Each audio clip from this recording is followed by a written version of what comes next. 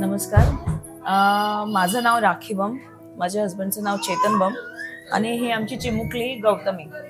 खरं म्हणजे असं पाहायला गेलं तर लग्नाच्या 9 वर्षानंतर माझी मुलगी मला 5व्या IVF ला झाली आणि 7व्या महिन्यात आम्हाला थोडे कॉम्प्लिकेशन्स आले. BP फ्लक्च्युएट होत होता खूप, म्हणून अर्जंट ऍडमिट करण्यात आलं.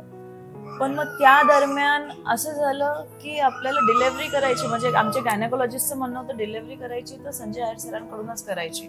अजून 10-15 दिवस आम्ही एक्सटेंड करून बाळाचं वजन वाढवू शकत होतो.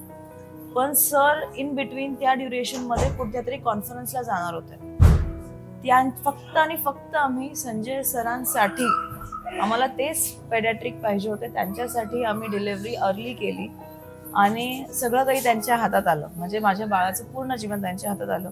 स्टार्टिंगला खूप जास्त कॉम्प्लिकेशन्स होते. तिचं वजन हार्डली 1100 ग्राम होतं. त्याच्यानंतर तिचं वजन वाढत नव्हतं. स्कॅनिंग वगैरे सगळं केलं तर हृदयात 12 mm चा होल होता.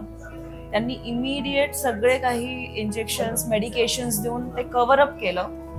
तिच्या ब्रेनमध्ये पण छोटीशी क्लॉट होती, ती पण पूर्ण कव्हर झाली जोपर्यंत मी डिस्चार्ज घेते. तिचं वजन वाढत नव्हतं. मग वजन कसं काय वाढवणार? मग ह्या हिशोबाने त्यांनी पुढे काही मेडिसिन्स दिले, तिला हेल्दी कसं करायचं. ती एक स्टेबल वेटला आली होती आणि काहीच नाही, फक्त ती हार्डली 20 ml दूध प्यायला ती 1 तास घ्यायची. सो ह्या ड्युरेशन मध्ये तिला स्टेबिलिटीवरून इन्क्रीजिंग ग्राफवर कसं काय आणायचं हे सरांनी बरे उत्तम प्रकारे केलं. आणि त्यांच्याबरोबर त्यांच्या स्टाफचे पण मी खूप आभार मानते, कारण त्यांच्या स्टाफनी पण खूप खूप जास्त मेहनत घेतली.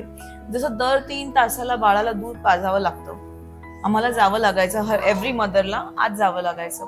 त्या हिशोबाने आमची झोप नाही व्हायची. पहाटेचे 4 वाजेचा जो स्लॉट आहे ना, ते ऑलमोस्ट सगळा स्टाफ सांभाळून घ्यायचा. याबद्दल मी सगळ्यांची ऋणी आहे. आणि we are so grateful to have a doctor with us. Thank you so much.